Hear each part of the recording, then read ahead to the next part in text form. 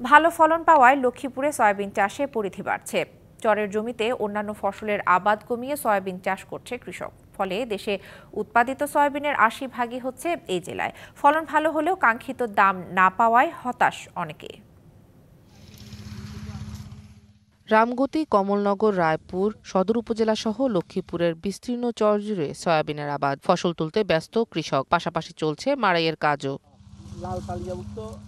দেশে সয়াবিন ভোজ্য তেল হিসেবে জনপ্রিয়তা পেলেও সেই তুলনায় আবাদ বাড়েনি। চাষ হচ্ছে মোট চাহিদার মাত্র ৫%। এর মধ্যে সবচেয়ে বেশি উৎপাদন লক্ষ্মীপুরে।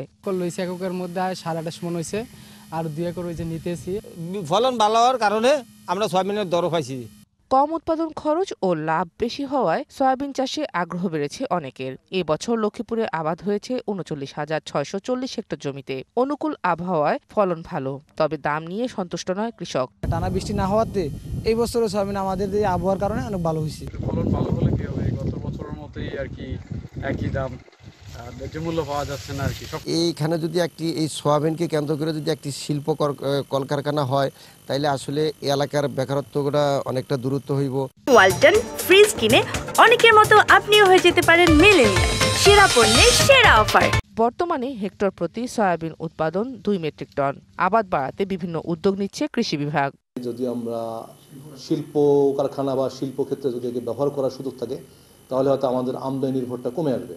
পাশাপাশি আমাদের বিভিন্ন প্রসেসিং ফুড আছে, আমাদের সয়া ফুড, আমাদের বিভিন্ন বিস্কুট, এগুলো তৈরি হয়। তো এখানে যদি আমরা ব্যবহার করতে পারি, তো এটি আমরা আশাবাদ আছে, আমরা হয়তো ভবিষ্যতে নিয়ে চিন্তা ভাবনা করবো। উৎপাদন বাড়িয়ে আমদানি নির্ভরতা কমানো এবং ন্যায্য মূল্য নিশ্চিতে লক্ষ্মীপুরে সয়াবিন ভিত্তিক শিল্প কারখানা স্থাপনের দাবি চাষিদের।